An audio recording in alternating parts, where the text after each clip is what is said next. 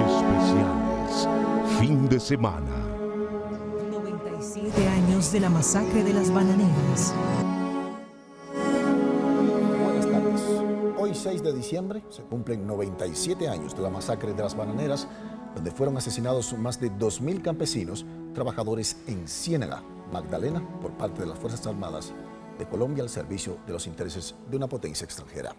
Para hablar de este asunto, saludamos esta tarde a Guillermo Segovia, analista de nuestro canal, que nos trae un invitado muy especial. Guillermo, estamos en convergencia con las 73 frecuencias de la Radio Nacional y, por supuesto, acá en televisión. Bienvenido. Bueno, muy buenas tardes. Bienvenidos a este especial conmemorativo del 97 aniversario de la huelga de las bananeras, también denominada Masacre de las Bananeras, a 3 años del primer centenario de uno de los hitos de las luchas sociales en Colombia, que indudablemente con el paso del tiempo y a medida que se logran recabar mejores datos sobre lo que sucedió, empieza a ser una de las manifestaciones más importantes de lo que ha sido el quehacer del movimiento social por sus derechos, pero asimismo el comportamiento del Estado frente a este tipo de reivindicaciones de carácter social y popular. Para tratar el tema nos acompaña el historiador especialista en la materia, que es Mauricio Archila. Desde hace muchos años hace un seguimiento muy detallado de movimientos sociales, en particular los laborales. Tiene a su haber varias publicaciones, de pronto si la memoria no me falla, me colabora Mauricio, Idas, Vueltas y Revueltas, Idas y venidas, Vueltas y Revueltas, que es la historia del movimiento social de casi 2 décadas, ¿no? Del 58 al 90. Al 90, correcto. Recientemente hay un libro también que recoge varios de sus artículos y análisis, que es el pasado de la protesta. El pasado de la protesta. Bueno, hay muchos más trabajos de Mauricio desde que hace el seguimiento, y es una de las personas que ha marcado, digamos, una línea de interpretación del tema de la masacre de las bananeras. Muy buenas tardes, profesor Mauricio Archila. Buenas tardes, Guillermo, y buenas tardes. Muy complacidos de que nos acompañe. Y bueno, hemos tenido bastante contexto estos 2 días sobre qué consistió, esos 2 días que se presentó, digamos que cómo ha tratado el arte, la literatura, la historia, el tema. Pero en particular tratemos de ubicar de nuevo a la audiencia que afortunadamente hoy nos acompañan desde radio, con las 73 frecuencias de la Radio Nacional, 20 emisoras de paz y la Señal Colombia, que llega a todo el país. Yo siempre he sido partidario de destacar más la agencia que significó la huelga que el dato luctuoso, aunque pues indudablemente por la época es algo de trascendencia, porque fue una represión desmesurada contra los trabajadores y una muestra de agresión oficial. Pero digamos que allí hubo organización, hubo una planificación, no fue un pliego, digamos que sacado a la carrera, ingenuamente se presentaron ellos, sino que había unas pautas para el comportamiento. En algunos de los dirigentes ya había un criterio de pensamiento crítico, estaban vinculados al Partido Socialista Revolucionario. Y digamos, ahí hay aspectos que indican que no es tampoco una huelga boba, por decirlo de alguna manera. Había dirigentes como María Cano, que estuvo alrededor de ese proceso, Maecha. En fin, estábamos frente a los primeros intentos de la clase trabajadora organizada de lograr conquistas a través de organización y lucha. Pero como usted bien lo resalta, en el caso de las bananeras, no hubo violencia ejercida por los trabajadores hasta tanto se presentó la agresión oficial, y en unos brotes que realmente no tienen un peso como para decir fueron los trabajadores los que dieron lugar a estos hechos. Y hay una mirada integral. Digamos, las bananeras tienen un contexto socioeconómico, político, geopolítico y cultural. Y en ese amplísimo universo quisiera como que tratáramos de hacer una síntesis. ¿Cuál era el lugar, el momento cuando se dio la huelga de las bananeras? Comenzaríamos por el contexto muy rápidamente. Bueno, finales de los años 20, pues no se sabía que iba a terminar la hegemonía conservadora que había iniciado con Núñez en el 86, pero pues este hecho va a marcar parte de la caída de la hegemonía conservadora. Todavía el gobierno. Todavía pues el gobierno era el de Abadía Méndez, tenía ministro de guerra a Ignacio Rengifo. Bueno, Y el país pues estaba viviendo un momento de crecimiento importante por los créditos externos, por la llegada de los 25 millones de dólares por como compensación por la pérdida del robo de Panamá. Eso. Y bueno, el contexto era eso, había ya movilización social, ya desde los años 10, antes en el siglo XIX hubo huelgas en Panamá, pero ya desde el 10, sobre todo el 19, se intensifica el proceso del conflicto social. Y el gobierno conservador no entendía lo que estaba ocurriendo. Atribuía las huelgas a la influencia de supuestos infiltrados o agentes internacionales, que lo sabía, sí había algunos delegados de la Internacional Comunista, también había anarquistas circulando por el país. Había como mucho temor del bolchevismo, ¿no? Eso. El temor era reciente la revolución soviética, Lenin y... Claro, mucho temor. Y entonces veían en las huelgas muchas veces un movimiento bolchevique, un movimiento, hoy diríamos, subversivo, terrorista, comunista, insurgente, etc. Las huelgas en general eran huelgas, digamos, pacíficas. No había gran legislación laboral en ese momento, muy escasa, habitaciones, seguro, algunas cosas de higiene y todo, pero incluso la misma legislación sobre las huelgas no era muy clara, era bastante restrictiva.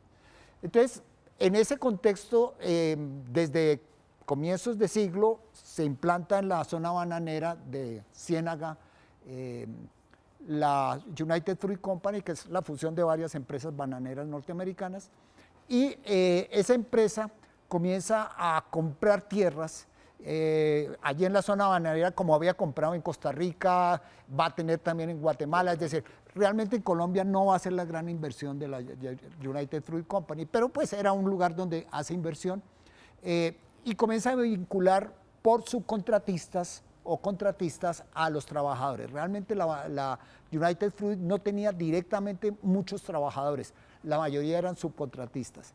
Se habla entre 10.000, 12.000 y 30.000 trabajadores, lo que para la época era impresionante. Usted se imagina una huelga de 30.000 trabajadores a uno, hoy en día sería algo muy impactante. Pero además entiendo que uno de los argumentos del gobierno, exagerando la cifra de contratados, es que decía que muchos de ellos eran extranjeros, que la gran mayoría eran extranjeros como agentes provocadores e infiltrados, ¿no? que es una de las exageraciones disculpatorias. Claro, sobre todo el gobierno buscaba como a los dirigentes, entonces decía que eran infiltrados, agentes internacionales, agitadores los llamaban así.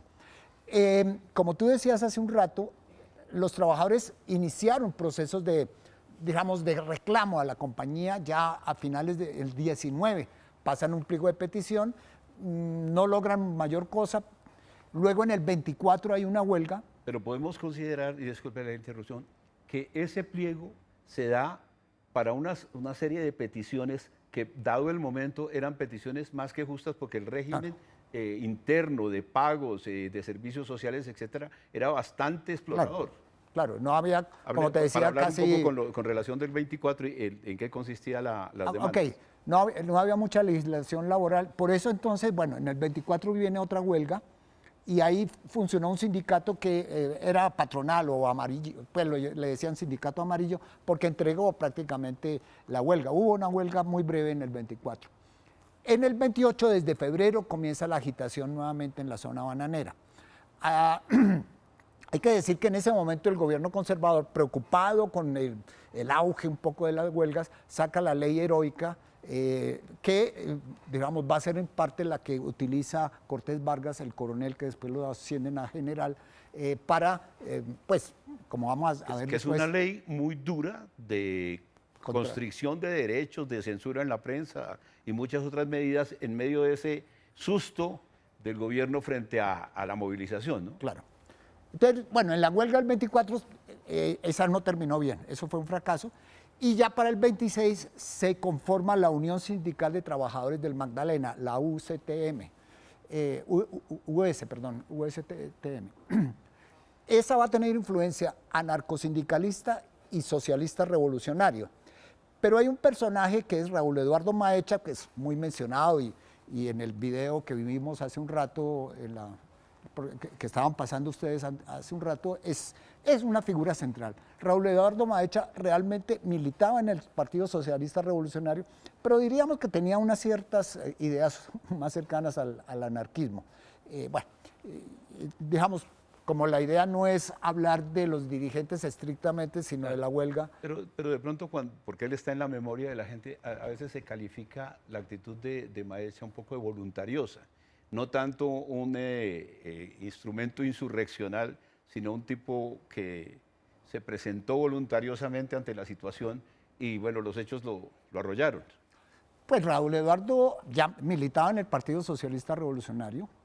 Él no era un teórico, bueno, realmente el Partido Socialista, tal vez Tomás Uribe Márquez, un poco Ignacio Torre Giraldo, pero realmente no, Neftalí Arce, había algunos intelectuales, pero este era más un activista.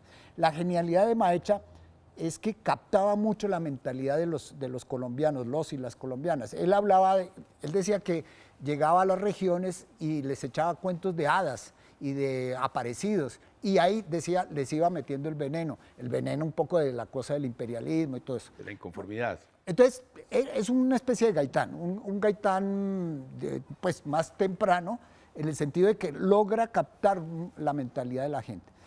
Maecha entonces se pone al frente, digamos, no es él directamente, en el 26 se funda ese sindicato y luego llega Maecha delegado por un sector del Partido Socialista Revolucionario. Hay que decir que el Partido Socialista Revolucionario para el 28 tenía un sector, llamémoslo legal, Moisés Prieto, que funcionaba aquí en Bogotá, y había un comité clandestino dirigido por Tomás Uribe Márquez.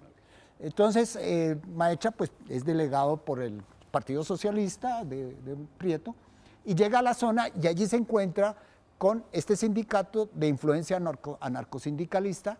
Hay otro grupo que es el de Castrillón, otro grupo, llamémoslo socialista. Digamos, esto es bueno saberlo, había tensiones, hay diferencias dentro del Partido Socialista, pero bueno, se unifican para un pliego de 9 peticiones, que es el que presentan en octubre de 1928 a la United Fruit Company.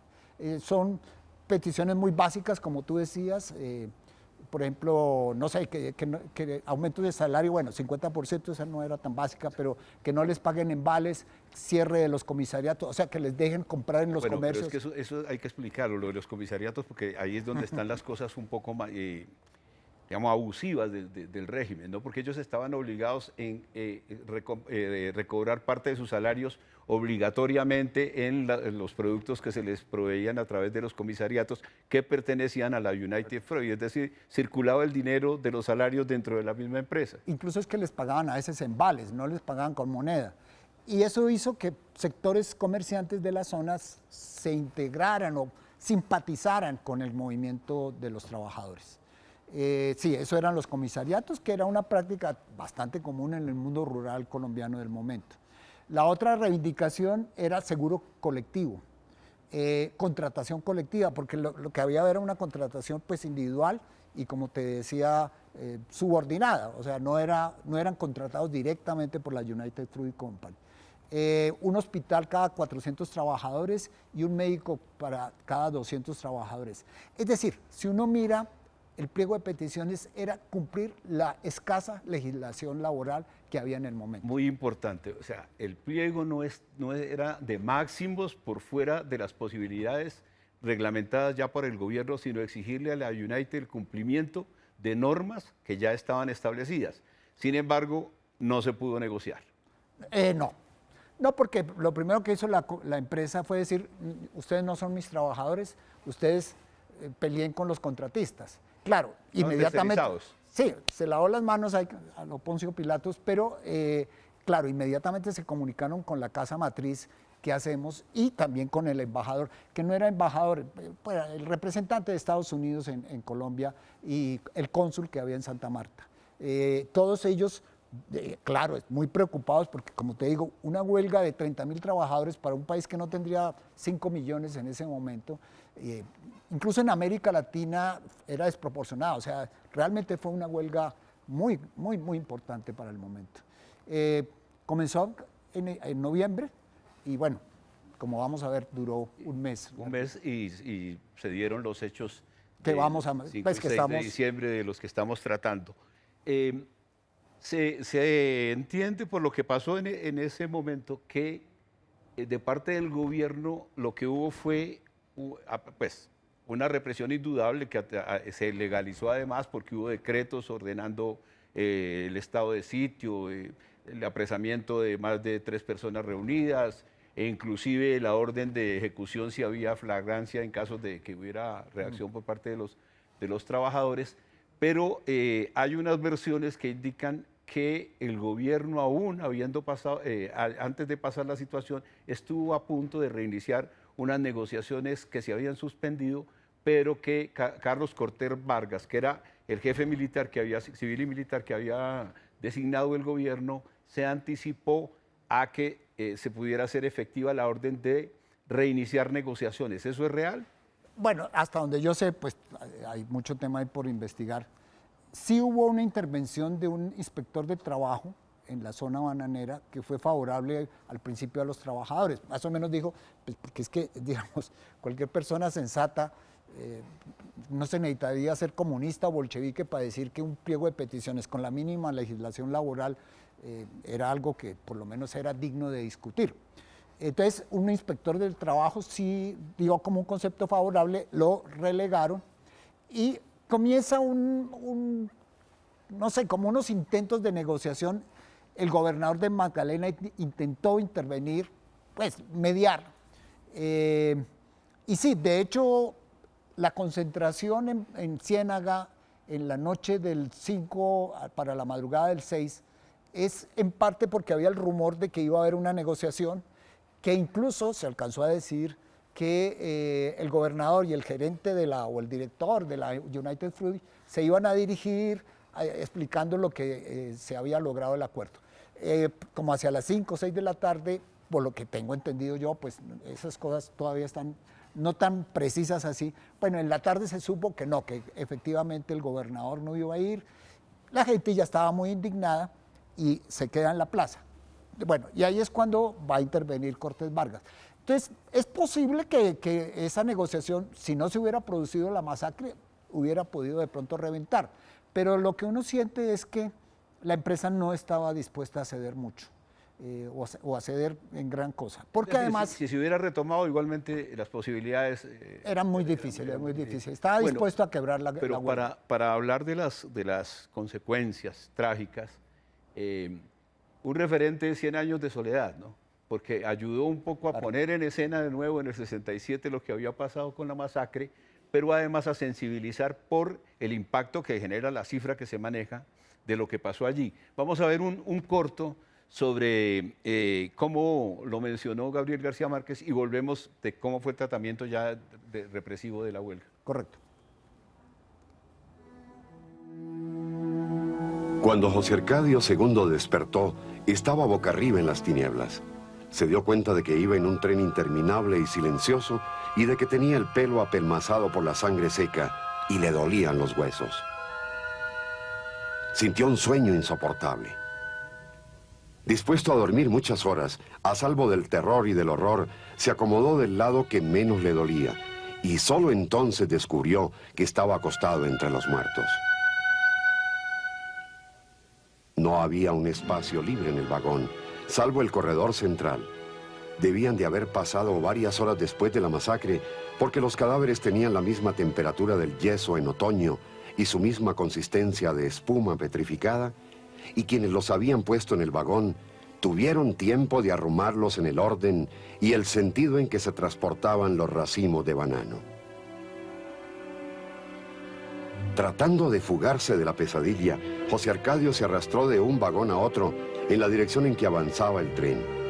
Y en los relámpagos que estallaban por entre los listones de madera, al pasar por los pueblos dormidos, veía los muertos hombres, los muertos mujeres, los muertos niños que iban a ser arrojados al mar como el banano de rechazo.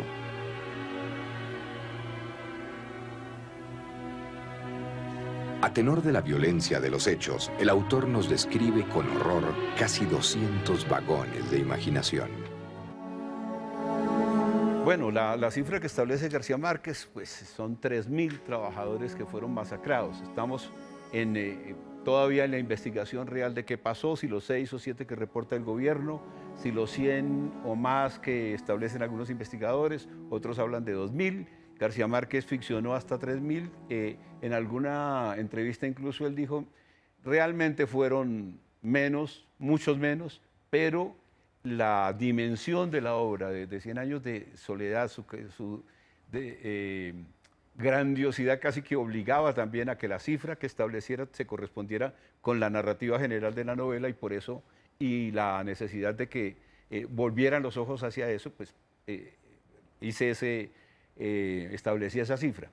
Pero antes de hablar en concreto de los muertos, de la masacre y los resultados de esto, había algunos aspectos que condicionaron también los resultados. Por ejemplo, usted me decía, y es uno de los aspectos desconocidos, en parte Cortés Vargas obró rápidamente porque el gobierno estaba muy temeroso de la posibilidad de que a raíz de la huelga hubiera un desmembramiento adicional al de Panamá y se perdiera una parte del territorio, y eso como que fue también un acicate para que el gobierno actuara con rapidez frente a la huelga. Sí, digamos, el tema nacionalista jugó de lado y lado. En el caso del gobierno y de Cortés Vargas, él aduce en ese libro que se llama Los sucesos de las bananeras, un poco banal el título, él aduce que estaba enterado de que había un barco fondeando en la bahía de Santa Marta, que el vicecónsul o algo así en Santa Marta había dicho que había un barco y que estaba dispuesto a desembarcar si la huelga no se solucionaba. Pero sonaría un poquito a justificación y a claro, coartada, ¿no? Un poco a coartada. Parece que el telegrama del vicecónsul sí existió, pues como tal vez introduciendo ahí como un temor, o es posible que sí hubiera un barco ahí, como puede pasar. El otro aspecto que hay que resaltar es,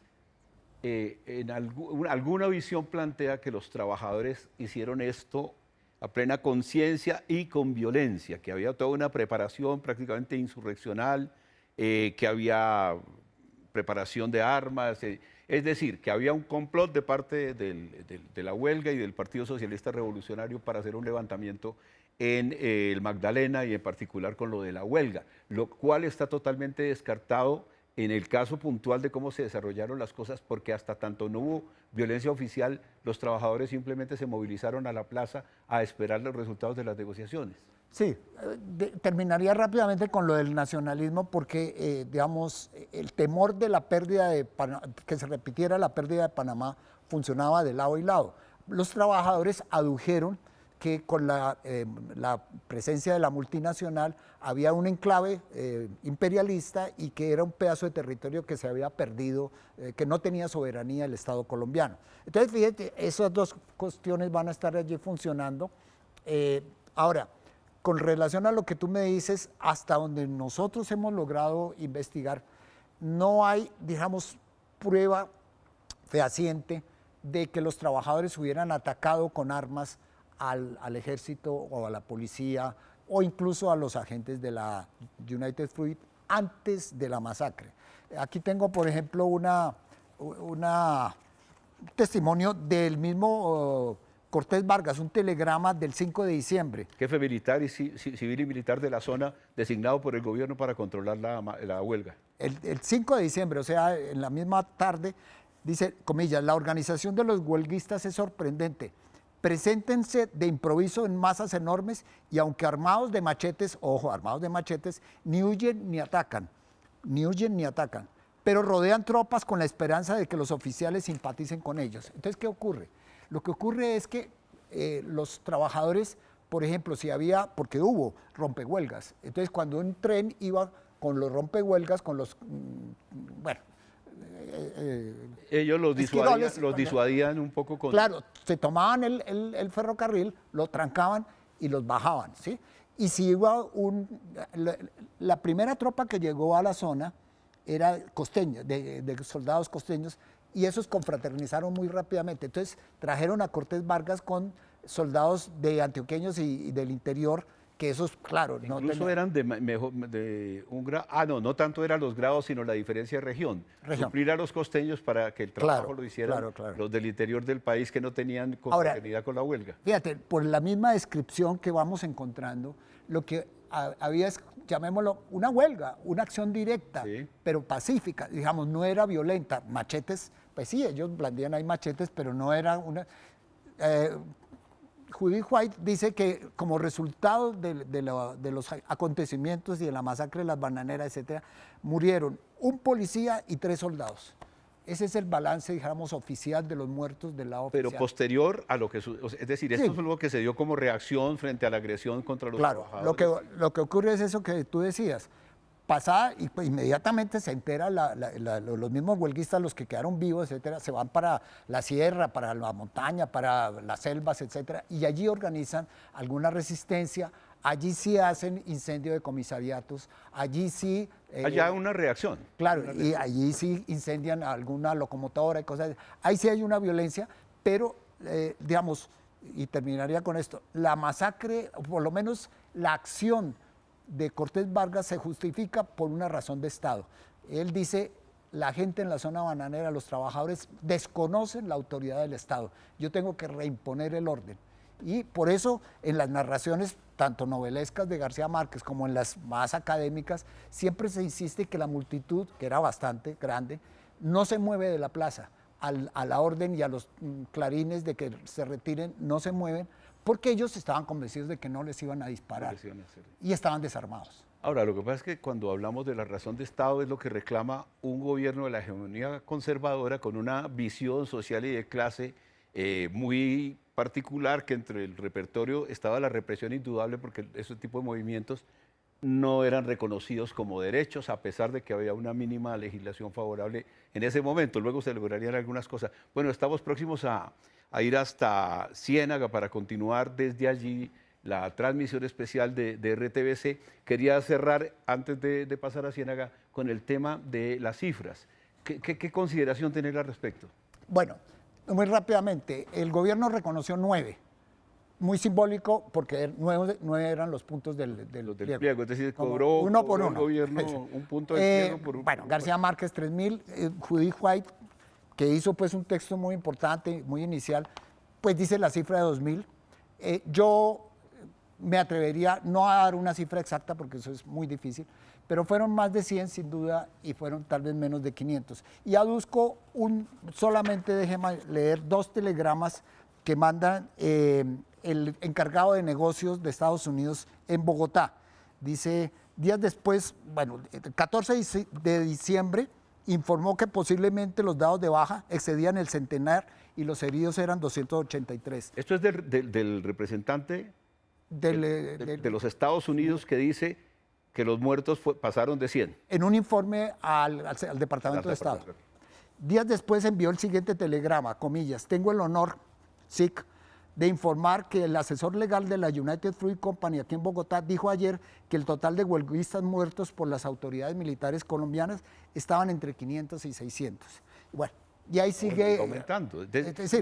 La pregunta tiene que ver con que hay personas que niegan la existencia de la masacre de las bananeras, que es una forma de, a través de negar el resultado en víctimas, se niega hacia el movimiento en sí mismo. Eso no existió, o fue un brote subversivo, etcétera, que es una corriente no solo aquí o un en el cuento país, mamerto, como dice una un cuento senadora. mamerto que dicen por allí. Una senadora, sí. Pero lo que uno recuerda de la época es que el enfrentamiento a ese tipo de movimientos, cuando no se reconocía ningún tipo de derechos y prácticamente los gobiernos estaban de parte de los empresarios y sin una regulación de carácter laboral, en esos 30 años iniciales del siglo XX fueron bárbaros. Uno recuerda Patagonia, la masacre de Iquique en Chile, en México, si no estoy mal, también hubo una, no recuerdo.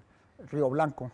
Bueno, en ese caso, y pues lo que sucedió después en Centroamérica, en El Salvador, que en El Salvador la cifra de un país de 1 millón de habitantes se acerca a los 30.000 muertos en la insurrección del 32.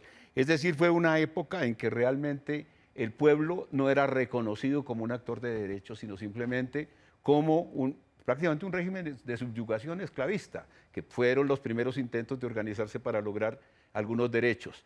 Bueno, vamos a ir a Ciénaga, donde se presentó precisamente este hecho histórico que reivindicamos hoy como parte del proceso de luchas, reivindicaciones y conquistas de los trabajadores y trabajadoras colombianos. En Ciénaga, Mauricio Pichot. Muy buenas tardes. Guillermo, buenas tardes. Reciba. Sí.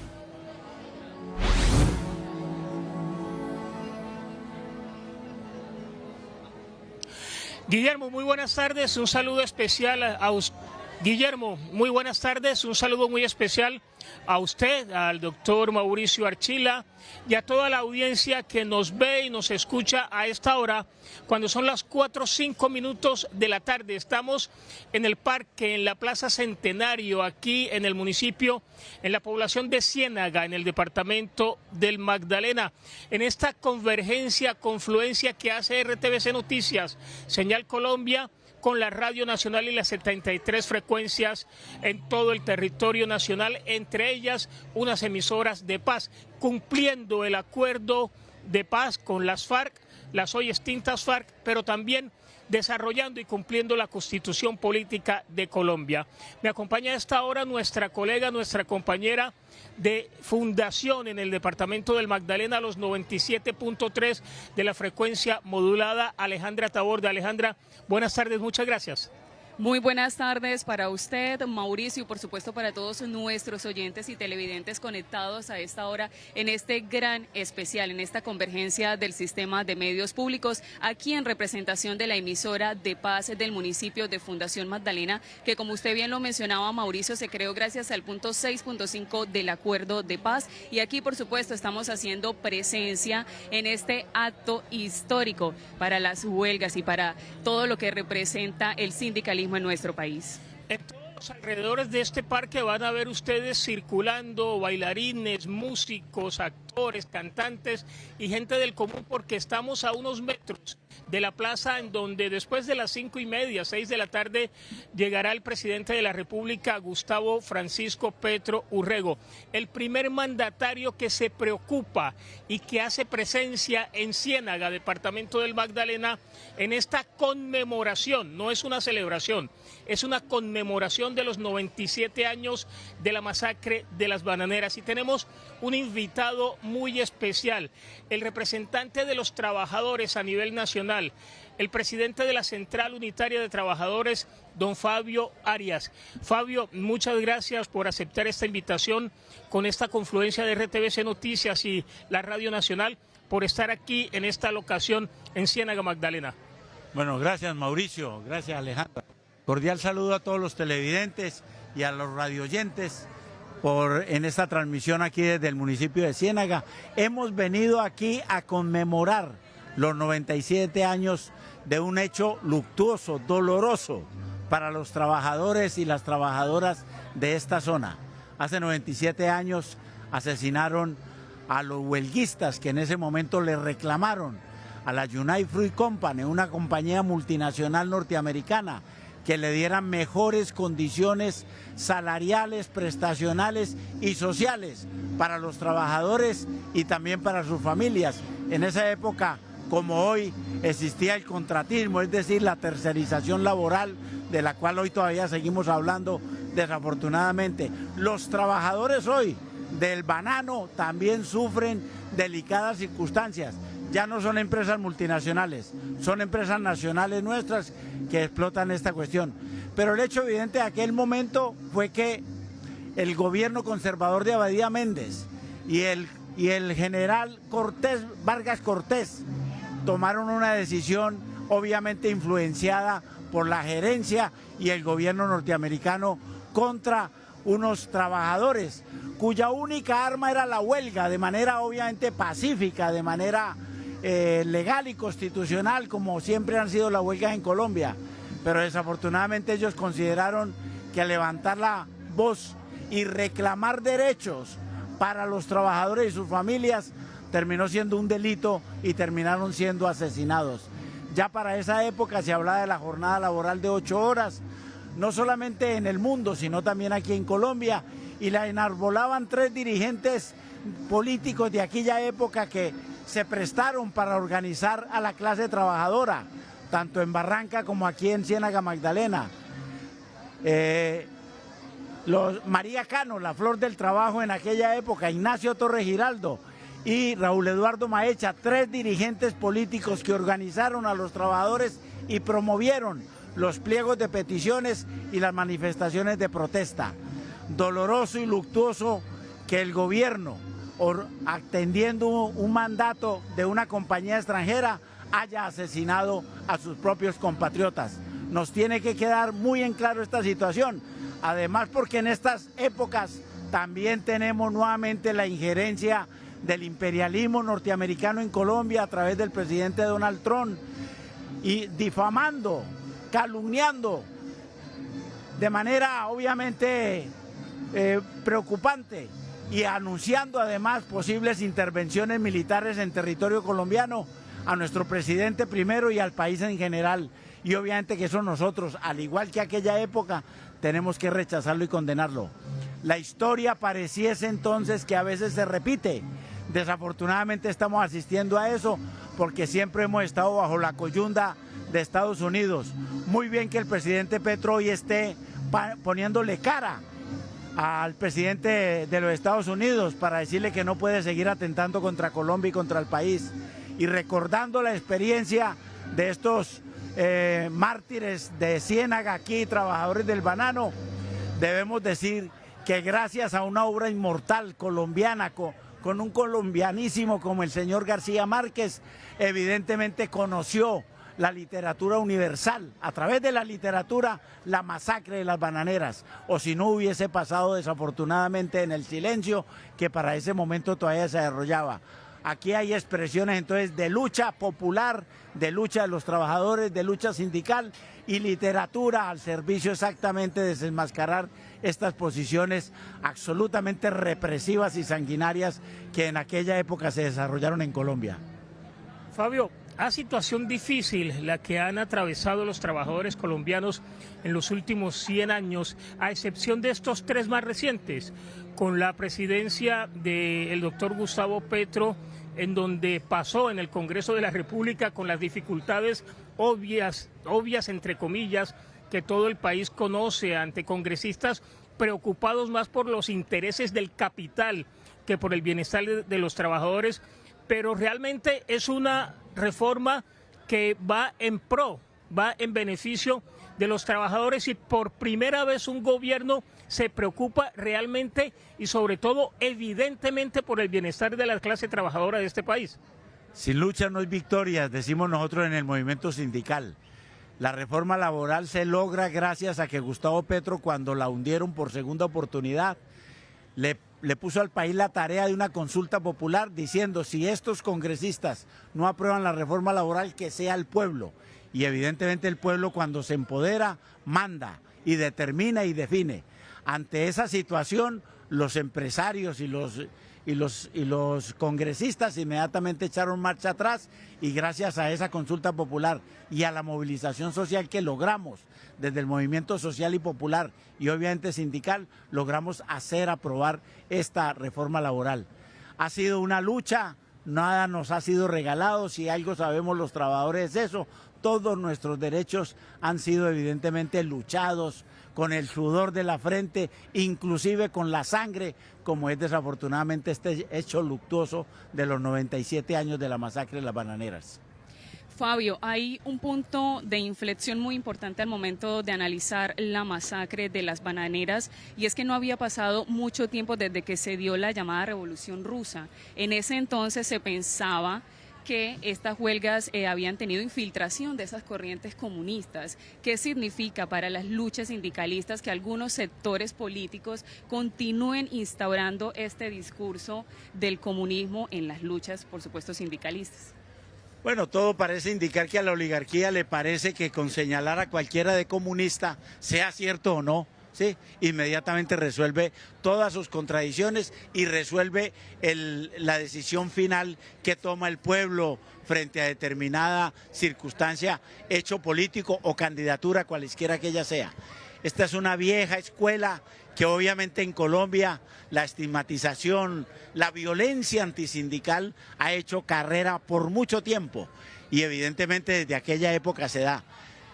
Raúl Eduardo Maecha, María Cano e Ignacio Torres Giraldo, evidentemente, ahí sí como se dice, conocieron de la Revolución Rusa y por eso salieron a organizar al pueblo trabajador especialmente, en el entendido que lo que mostraba la Revolución Rusa era que los trabajadores, la clase obrera, podía ser gobierno. Y evidentemente aquí también empezaron esas ideas a ser desarrolladas. Seguimos pensando que la clase trabajadora puede ser gobierno y en el gobierno popular de Gustavo Petro lo hemos acompañado, lo hemos respaldado y evidentemente hemos logrado recuperar derechos y avanzar en algunos otros, pero especialmente en la inversión social que tanto ha requerido Colombia y por el cual, con absoluta seguridad, el legado que va a dejar Gustavo Petro va a ser, así sí como se dice, inmortal en la mente y en los corazones de amplios sectores populares en Colombia, que será lo que nos permitirá seguir construyendo este proyecto y ojalá ganando las elecciones nuevamente en el año 2026. Perfecto, Fabio. Son las 4 de la tarde, 15 minutos. Me dicen desde estudio que nuestro compañero, el analista y politólogo y colega Guillermo Segovia, tiene una pregunta para usted. Adelante, Guillermo, ya está acondicionado Fabio para escuchar su pregunta. Buenas tardes, Fabio. Gusto saludarlo. Mire, yo quiero, Guillermo, en esta fecha especial... ¿Sí me está escuchando, Fabio? Okay. Ya.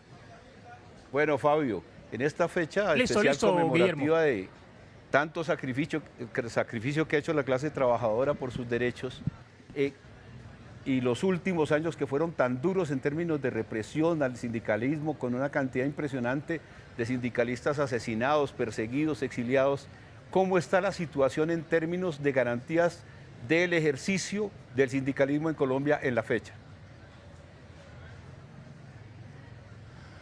Bueno, lo que tenemos que decir con base en eso, Guillermo, es primero que este gobierno ha respetado el derecho a la protesta y no solamente de los que la respaldamos, sino inclusive de la oposición uribista. La oposición uribista no puede señalar ningún reparo a lo que ha hecho Petro, a pesar de todas las manifestaciones irracionales por demás que ellos han hecho contra el gobierno. En su derecho a la oposición, por supuesto, no ha habido un solo muerto, no ha habido exactamente una sola persona gaseada ni adicionalmente golpeada por ninguno de la policía. Por tal motivo, nosotros pensamos que aquí ha habido garantías, pero desafortunadamente el gobierno quiso avanzar más, nosotros quisimos avanzar más en derechos y libertades sindicales y desafortunadamente fue lo primero que nos quitaron en la reforma laboral. La reforma laboral quedó en términos de la recuperación de derechos individuales, pero los derechos colectivos no los eliminaron, lo cual sigue mostrando que ese odio al sindicalismo, que históricamente, y estos 97 años de la masacre nos lo hace recordar una y otra vez, desafortunadamente siguen siendo parte de esa narrativa de la derecha, de la oligarquía, que no quiere por ninguna circunstancia entender que los trabajadores tenemos derecho y que somos sujetos propios exactamente de esos derechos y adicionalmente de tener las garantías que internacionalmente se dan. Sí, mira, adelante Fabio, Guillermo con la otra pregunta. Sí, sería importante comentar también, porque estamos en una fecha que tiene que ver con el mundo laboral y sindical, y a pesar de que hay análisis muy negativos o que minimizan la situación, ¿cuál es la situación real de la organización sindical en el país hoy? ¿La representación sindical es la adecuada para la masa de trabajadores que hay en el país? Digamos que hay conciencia en los sectores sociales de respaldo a las demandas de los trabajadores. ¿Se ha logrado que los protocolos de seguridad que se han negociado y han entrado en vigencia sean efectivos? No, sí, reconozcamos, Guillermo, que la situación en este gobierno es de darle garantías al ejercicio pleno de los derechos sindicales. Pero es evidente que tenemos unos antecedentes muy graves. más de 3.500 asesinados dirigentes y activistas sindicales en los últimos 45 años, en medio desafortunadamente del conflicto armado, que muestran evidentemente la ferocidad, la agresión que desde el empresariado y de todos esos gobiernos neoliberales y proempresariales que nos han precedido, pues obviamente disminuyeron significativamente el poder sindical. En la década del 80 llegamos a ser el 16% de la tasa de afiliación y hoy solamente somos menos del 5%. Hicieron muy bien la tarea los agresores, los violentos contra el movimiento sindical y adicionalmente las leyes y normas neoliberales, como la Ley 50 del 90, la Ley 789 del 2002, que afortunadamente este gobierno sí logró recuperar, pero que adicionalmente faltan muchos elementos para eso. Podemos decir que hemos mejorado en términos por lo menos de la actitud de este gobierno y solamente de este hasta ahora, frente a los derechos y libertades sindicales, pero seguimos teniendo una deuda muy profunda sobre otra cantidad de cuestiones de carácter individual, pero especialmente del reconocimiento al sindicalismo y de darle las plenas garantías, como señala la OIT, para el derecho de asociación, de negociación y huelga. Aquí las huelgas siguen siendo estigmatizadas, siguen siendo perseguidas, los empresarios se encargan de hacerle la vida imposible a los trabajadores cuando ellos toman la decisión de hacer la huelga, que constitucional y legalmente está permitida en Colombia, pero desafortunadamente se sigue creyendo que eso es delictivo o que eso es transgredir las normas de Colombia. Nada más fácil. Mucho por todavía desarrollar y por eso este proyecto político debe continuar.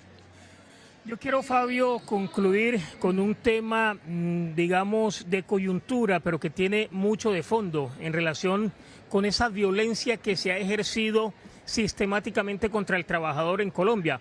¿Están ustedes en la mesa de negociación del próximo salario mínimo a partir del 1 de enero del 2026?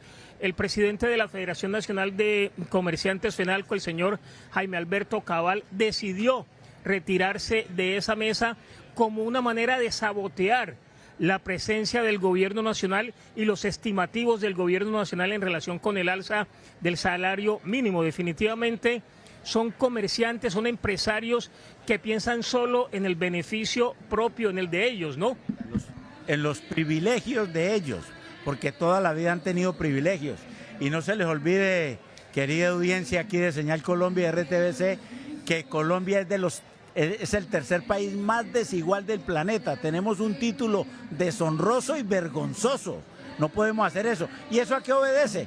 Pues que la riqueza generada por el trabajo se distribuye mayoritariamente para el empresariado y minoritariamente para los trabajadores. Por eso nosotros estamos diciendo que en el ejercicio de esta discusión del salario mínimo, el incremento debe ser de 2 dígitos.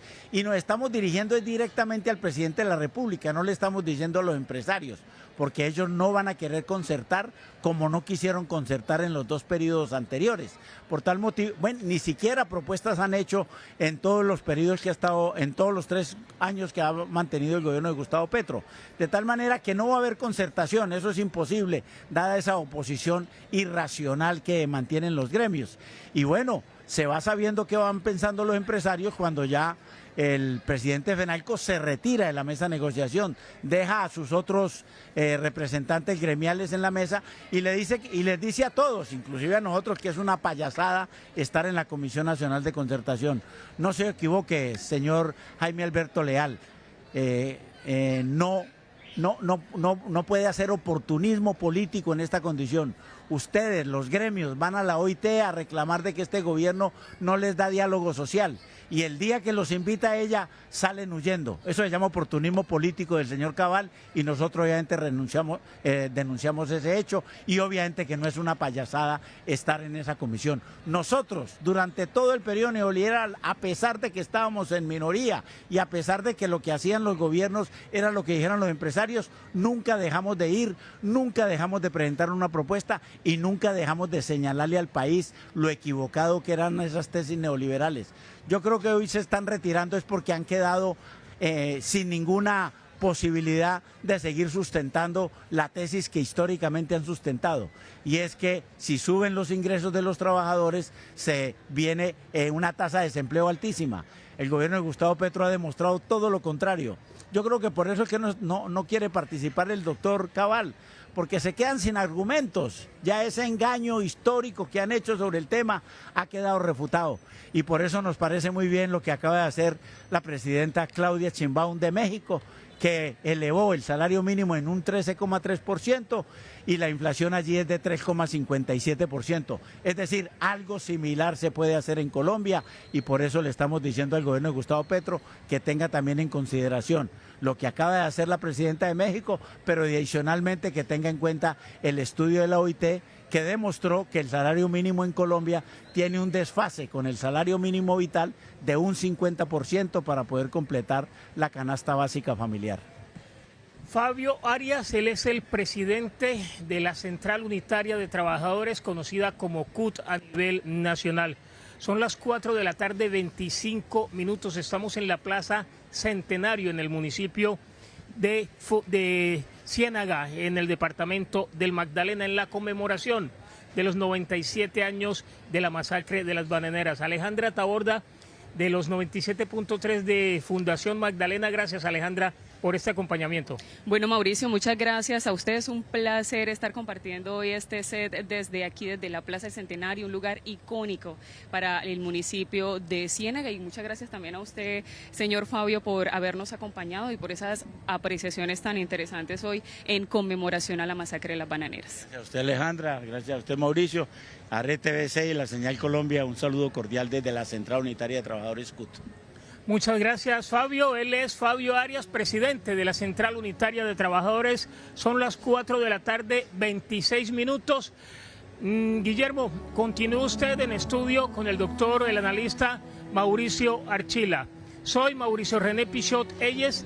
Esta es Señal Colombia, la señal de la gente, la señal de la paz. Recordarles que esta transmisión especial de conmemoración de la huelga de las bananeras se está transmitiendo por las 73 frecuencias de la Radio Nacional en todo el país, las 20 frecuencias de las emisoras de paz, y por Señal Colombia, la señal de la gente, la señal de la paz. Mauricio, hay un tema que estábamos conversando que es notorio. ¿Por qué luego, digamos, de las primeras reacciones frente a la masacre, de la audiencia parlamentaria que lideró Jorge Eliezer Gaitán junto con Gabriel Turbay, del 4, 5 y 6 de septiembre del 29, que fue cuando se denunció a raíz de la investigación que hace Gaitán los atropellos que se habían cometido contra los trabajadores, y se exigió a Abadía que se investigara y juzgara culpable, lo cual nunca pasó. Todo quedó en exoneraciones, como es frecuente en el país, frente a situaciones en las que los sectores populares son los que salen perjudicados. Luego de eso, al parecer hubo un manto de olvido, un acuerdo de no seguir hablando en los grandes medios del tema de las bananeras. El sector universitario abandonó también el tema, y solo eventualmente algunos artistas hicieron mención en los cuadros. Creo que Obregón, Débora Arango, lo recogió Cepeda Zamudio en la Casa Grande, luego Gabriel García Márquez, que produce ese relumbrón sobre el tema, y entonces vuelve a motivarse la investigación. ¿Qué pasó ahí en esos casi 50 años de ausencia total y de silenciamiento de este caso? Sí, Guillermo. Inmediatamente pasa la masacre. Bueno, eso es un golpe muy duro para la región, para el país, para los trabajadores. Viene la denuncia de Gaitán, que como dices tú, también fue en parte de Gabriel Turbay, de ambos. Y paralelamente salen los primeros libros testimoniales. El de Cortés Vargas sale como al año y pico. Ah, sí, se me escapaba, ¿no? Están los 3 libros. Sí, otro de Alberto Castrillón, que es un dirigente que ya mencionábamos, socialista. Que eso parte de los que estuvieron vinculados a las bananeras, que 120 días de terror. Bajo el terror, correcto. Y bueno, pasado eso, digamos, en el sector académico no hay figuración de este evento. En la historia de Henao y Arrubla no se menciona la masacre de las bananeras, ni la huelga, etc. Durante mucho tiempo, entonces, en la historia, pues, la Academia de Historia, las universidades que en ese momento no tenían carreras de historia, eso va a ser de los años 60, no se menciona el tema. Es en las artes, como dices tú, donde comienza a tener cierto eco, no muy rápidamente. Al principio sí hay algunos casos, hay un ex estudiante nuestro, ahora investigador, Nicolás Pernet, que trabajó mucho este tema del impacto de la masacre en las artes, y muestra pues que hubo, digamos, algún impacto en algunas historias, algunas novelas, algunos relatos que no tuvieron mayor trascendencia. Luego va a venir, digamos, en la Casa Grande de Cepeda. En teatro hay Soldados, hay una obra de teatro, y viene también los testimonios de Arango, un periodista muy cercano. Carlos Arango. Sí, sobrevivientes de las bananeras, pero todo eso no logra conformar, dijéramos, como una corriente de opinión fuerte que ponga nuevamente sobre la memoria pública, sobre la opinión pública, el debate. Recuerdo otro esfuerzo, el de Gabriel Fonnegra, con uno que recogió algunos testimonios, una cosa periodística y un poco de reconstrucción del evento. Correcto. Hay que decir que con García Márquez, con 100 años de soledad, él se vuelve a poner en público esto. Paralelamente se está desarrollando un pensamiento crítico en las universidades y hay un acercamiento más riguroso a la historia, ya como profesionales formados en las universidades, al abrigo del trabajo de Jaime Jaramillo Uribe, etc.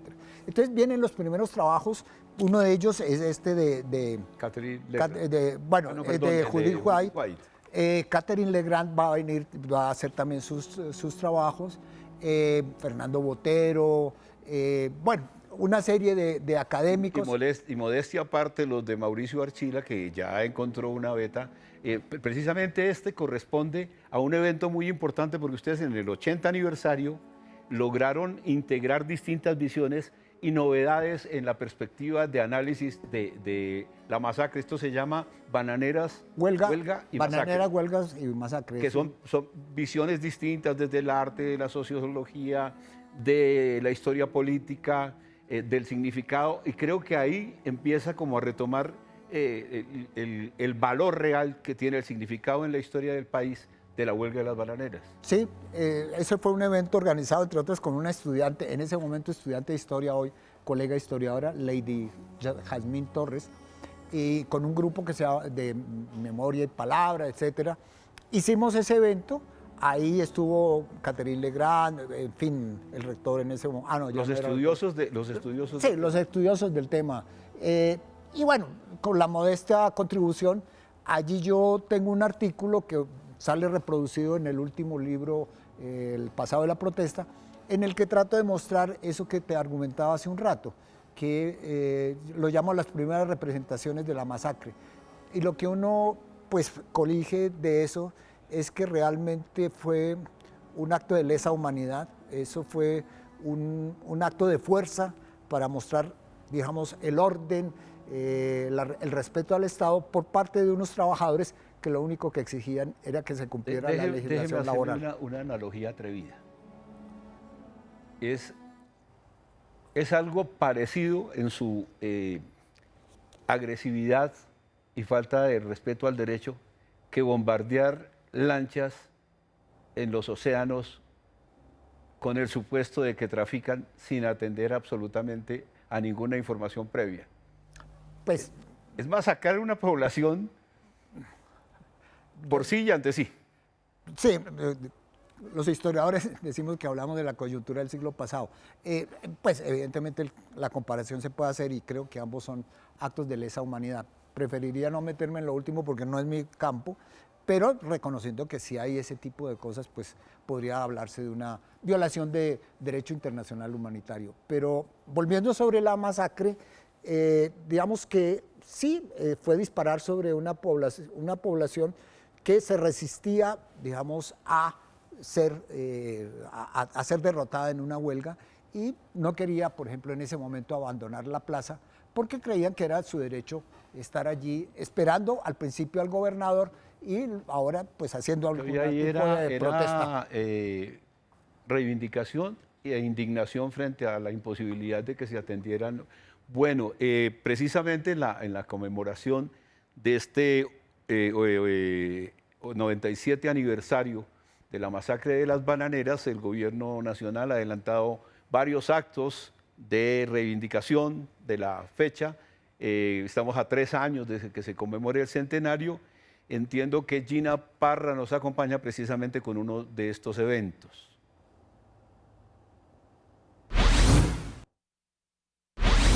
Y televidentes, los saludamos desde acá, desde Ciénaga Magdalena, donde hoy avanza este homenaje muy sentido que hace el gobierno de Colombia a las víctimas de la masacre de las bananeras hace más de 97 años. Hoy nos encontramos aquí en el cementerio que llaman el Cementerio de los Pobres, donde reposan 9 de los cuerpos que fueron identificados en esa masacre en 1928.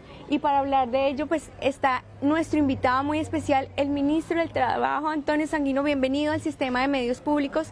Tuvieron que pasar 97 años para retomar la memoria de todos los muertos de la masacre de las bananeras. ¿Por qué esperar tanto tiempo?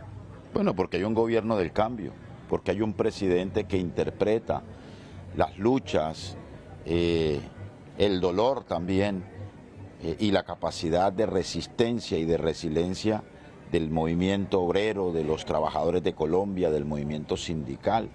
El Ministerio del Trabajo viene avanzando, además, simultáneamente, en un plan de reparación colectiva, reconociendo el movimiento sindical como sujeto de reparación colectiva.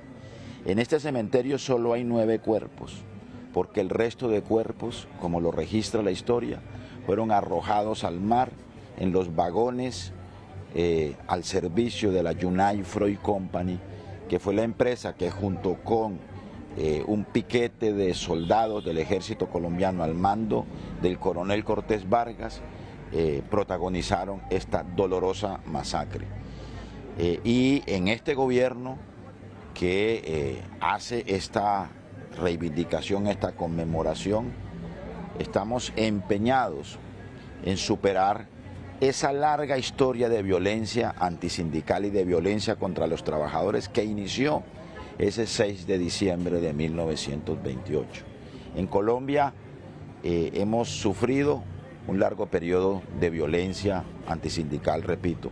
Entre 1971 y el 2024, el 61% del asesinato de los líderes sindicales en el mundo ocurrieron en Colombia. Más de 15.000 actos de violencia entre masacres, desplazamientos, torturas, detenciones arbitrarias, desarraigos, desplazamientos, han sufrido los trabajadores y sus dirigentes. Y por vez primera, además, también como hecho histórico, viene un presidente de la República a celebrar, a conmemorar con los trabajadores, con los sobrevivientes y con el pueblo de Ciénaga y con los trabajadores de Colombia, este hecho que no puede volverse a repetirse nunca jamás.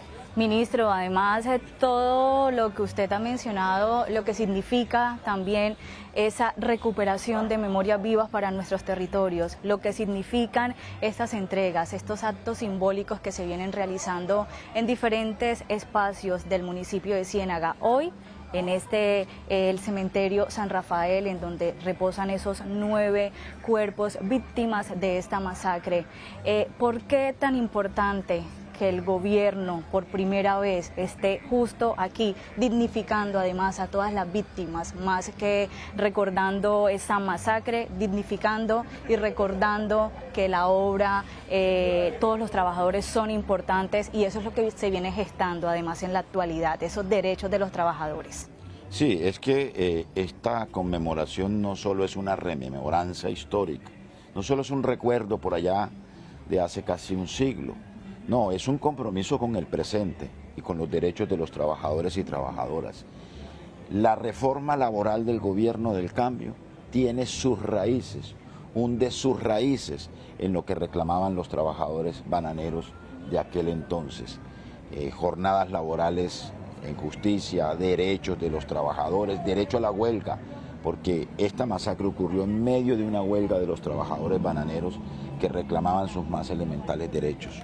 Pues bien, la reforma laboral recoge esos derechos, los complementa y los coloca en el contexto de la Colombia actual y del mundo de hoy. Así que, repito, no solo es un acto, no solo es una conmemoración, es un compromiso en la agenda del gobierno y en la agenda del Ministerio del Trabajo. Ayer y antes de ayer el Ministerio hizo una inspección aquí en el Magdalena en fincas de empresas bananeras que hoy siguen adelantando este tipo de actividades productivas. Y nos encontramos con situaciones un poco similares a las que ocurrían hace 100 años. Jornadas laborales de más de 10 horas, violación de las normas de seguridad y salud en el trabajo, una situación de vulnerabilidad y riesgos laborales de esos trabajadores, y por supuesto que eso obliga a que nosotros como ministerio actuemos y garanticemos que esos derechos que se reclamaban en aquel entonces y que se siguen reclamando hoy se respeten y se garanticen. Ministro, una pregunta más, y es que este homenaje nos ha hecho pensar también y recordar a las mujeres trabajadoras de las bananeras, porque se ha hablado mucho de los trabajadores, los huelguistas, pero las mujeres jugaron un papel muy importante, fueron ellas las encargadas de la comunicación, de mover el mercado entre las distintas comunas que estaban en huelga, en preparar las ollas comunitarias para sostener esa huelga. ¿Cuál es el mensaje para las mujeres trabajadoras también? Bueno, que cumplieron un papel muy importante, así fuera un poco invisible, hay que visibilizar ese papel de la mujer en la labor de las fincas bananeras y en su compromiso en esa huelga y en 2 huelgas anteriores, una que hubo en 1910 y otra que ocurrió en 1914, más o menos, antes de la de 1928. Hoy nos hemos encontrado en la inspección que realizamos ayer y antes de ayer en 3 fincas de una empresa que se denomina Agroinversiones Bananeras del Caribe, que una mujer se gana la mitad de lo que se gana un trabajador bananero. Es decir, que la desigualdad de género sigue estando presente en la actividad de los trabajadores o en la actividad productiva de la explotación y de la exportación del banano. Y lo que usted decía, ministro, es que no estamos alejados de la realidad, no es una historia más de Macondo, no es una historia más del realismo mágico. Casi 100 años después que se sigan presentando este tipo de situaciones, así como usted lo manifiesta en ese recorrido que han hecho en algunas fincas bananeras del departamento de El Magdalena. La memoria laboral, entonces, hace eco hoy con esta importante conmemoración. El mensaje para todos los colombianos, para toda esa gran obra trabajadora, toda esa mano de obra calificada, incluso la que no, para todos esos trabajadores de nuestro país. Bueno, que seguimos comprometidos desde el gobierno del cambio por que la reforma laboral sea un instrumento de recuperación de derechos, de incorporación de nuevos derechos, de garantía al derecho a la organización, a la negociación colectiva, al derecho a la huelga de los trabajadores, de enfrentar y proscribir la persecución sindical, la violencia antisindical en Colombia, y que como mensaje final nos preparamos. Este es un anticipo a los 100 años de esta masacre que se conmemoraremos en el año 2028. Hay un proyecto de ley que ha presentado el Gobierno del Cambio en cabeza del Ministerio del Trabajo para la consideración, para su trámite en el Congreso de la República, de tal suerte que convirtamos este hecho doloroso en un acto de valentía, en un acto de memoria y sobre todo en un hecho de compromiso con las trabajadoras y los trabajadores de Colombia. Ministro, muchas gracias por esta entrevista para el Sistema de Medios Públicos. Nosotros seguiremos aquí en Ciénaga Magdalena escuchando las voces de las memorias de quienes aún recuerdan a sus muertos y con la esperanza de la llegada del presidente Petro, aún esperan que un día se construya una verdad donde los nombres de cada una de las personas que fueron asesinadas en 1928 se recuerden por siempre. Soy Gina Parra, periodista de Paz. Sigan ustedes en estudio con más información. Gracias a Gina Parra. Este es el homenaje del gobierno en presencia del ministro del Trabajo, Antonio Sanguino, Y Rafael, hay otra información desde otro lugar de Ciénaga en presencia del señor presidente de la República. Estimado Segovia, así es, el presidente Gustavo Petro entregará y pondrá en operación la variante Ciénaga, obra estratégica ejecutada por el gobierno del cambio con una inversión de 374.000 millones de pesos a través del Ministerio de Transporte y el Instituto Nacional de Vías, Invías. Gina Parra, precisamente, se encuentra en el lugar. Adelante. De toda la costa del Caribe colombiano. Pero en este lugar exactamente provoca el daño de la carretera, una carretera que causó mucho daño ambiental en el pasado cuando separó la Ciénaga del mar completamente, provocó la muerte de manglares por cantidades inmensas en el Parque de Salamanca. Gobierno de Turbay, Ayala fue el que ocasionó ese desastre ambiental. Poco a poco se fue superando y ahora tenemos otro desastre ambiental, ya no producido por la carretera, sino sobre la carretera. El mar tumbará la carretera. Se está tratando de reparar con obras, olvidando que la ingeniería humana no domina la naturaleza. Lo cual nos lleva a otra concepción de la ingeniería, lo cual nos lleva a pensar el territorio de manera diferente. ¿Qué consecuencias tiene sobre la Ciénaga el alza del nivel del mar? Es algo que la Universidad del Magdalena, a través de sus estudios, debería entregarnos como insumo para la toma de decisiones políticas. ¿Qué pasará con los pescadores, con las familias que viven de la pesca? ¿Qué pasará con los niveles de pobreza? ¿Qué pasará con la salinización de ríos y quebradas? Se le denomina así porque el mar al subir entra con lenguas de sal sobre lo que hoy consideramos agua potable, etcétera. La crisis climática es el principal problema de la humanidad. Se causa por el incremento mundial, no es un problema local, no lo podemos solucionar aquí, del petróleo, del carbón y del gas. Esta región es exportadora de carbón, de las más grandes del mundo. Ese carbón en las fábricas, en los aparatos industriales del mundo donde se vende, se convierte en un gas como el petróleo, que se llama gas efecto invernadero, calienta el planeta, los días se vuelven más calientes y el efecto es un cambio de los ciclos del agua a escala mundial que provoca lo que llamamos la crisis climática. Se derriten los hielos en el polo norte, en el polo sur, y esos hielos elevan el nivel del mar y llega hasta aquí. Quien lo dijera, algo que sucede en el extremo polar afecta aquí y en todo lugar que se llame costa. Entre más y más petróleo a la atmósfera, más y más carbón a la atmósfera, más se eleva el nivel del mar, más fuertes son los huracanes, más intensas son las sequías, más intensas son los veranos, los inviernos y sus inundaciones, etcétera. Las consecuencias, y los invito a estudiar este tema porque tiene que ver con la vida de nuestros hijos y de nosotros mismos, pues pueden llevar a la extinción humana, dicen los científicos. Detener la crisis climática significa un cambio del sistema económico mundial, lo he dicho, pero mientras eso se logra, dado que no es aquí donde están las grandes emisiones, tenemos que adaptarnos. La adaptación, entre más pase el tiempo, será más y más costosa. Y esta obra que estamos haciendo aquí es una forma de adaptarse, que no es más sino meterse un poco más adentro de la costa y hacer perdurar un poco más la vía.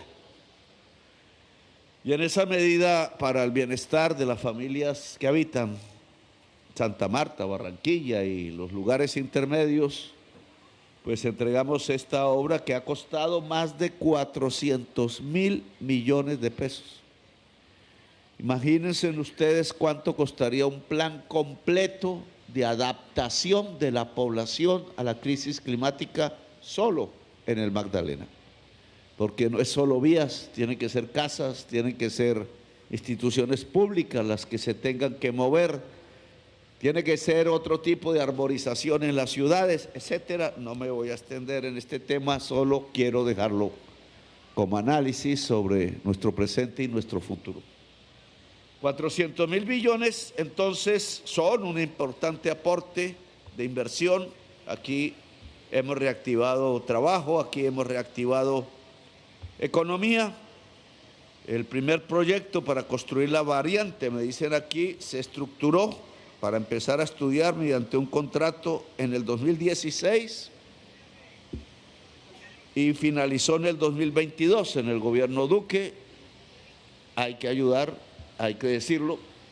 Y el segundo tiene que ver con mi gobierno, empieza en el 22 y tiene una vigencia hasta el 28. ¿Qué falta? Los viaductos sobre la Ciénaga. No se harán en mi gobierno, hasta ahí llegamos, pero esos viaductos deben quedar muy bien hechos para no repetir el error que hubo en el pasado, es decir, para que las aguas fluyan y no tengamos un deterioro ambiental peor del que ya existe en la Ciénaga. A mí me gustaría que en el Palacio, en la Casa de Nariño, como le llamen, se organizara una reunión de asociaciones de pescadores de la región con el presidente de la República y los ministros que tengan que ver para estudiar más a fondo las medidas que en estos meses hay que tomar para recuperar la Ciénaga y lograr que los niveles de vida no decaigan más de lo que hay, porque uno de los lugares con más pobrezas es precisamente esta región de aquí hacia Barranquilla. Se han hecho otra serie de obras que no quiero que queden inconclusas. Se ha mejorado el aeropuerto para mejorar los turismos. Se ha abierto y mejorado los aeropuertos más pequeños de Plato y Las Flores en el Banco. Hemos empezado y tiene vigencias futuras una desalinizadora, que es un método nuevo para adquirir agua potable del mar. No estamos ya pensando en fuentes altas por los problemas ambientales que eso conlleva, de tal manera que, y existen ese tipo de desalinizadoras, puedan incluso dotar en los pueblos de la costa, propiamente de la costa, de agua potable al 100%, al menos los núcleos urbanos. El tema Santa Marta lo iniciamos, pero en general debería haber un plan caribeño. La Guajira sí que necesita de este tipo de salida, de tal manera que usemos el mar como agua potable. Si nos trae una afectación negativa, y el mar nunca es negativo en sí mismo, también nos trae unos aportes positivos como la comida, la nutrición y el agua potable. Bien, queda aquí inaugurada entonces la variante de Ciénaga. Espero que solucione problemas inmediatos y futuros de la población del Magdalena. Les agradezco su presencia, gracias por acompañarme y los espero en el acto de conmemoración de una masacre lamentable, pero que tiene que ver con de qué manera se ha manejado, el gobierno ha manejado la fuerza de trabajo y de qué manera podemos construir justicia social y paz en el presente y en el futuro de Colombia. Gracias, muy amables a ustedes. Señor presidente, muchísimas gracias por acompañarnos. ¿De qué manera podemos construir una sociedad con justicia y paz? Termina el presidente de la República esta intervención en la entrega, y aquí tengo la información, de una obra estratégica con valor de 374.000 millones de pesos.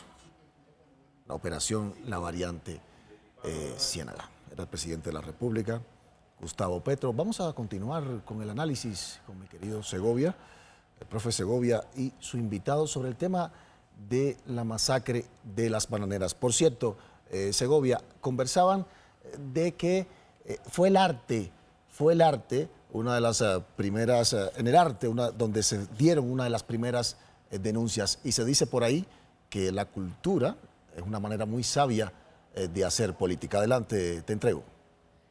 Bueno, la cultura nos devela la historia cuando las fuentes interesadas quieren ocultarla, indudablemente. Bueno, profesor Mauricio Archila, le agradezco inmensamente que nos hubiera acompañado esta tarde con su conocimiento sobre el tema.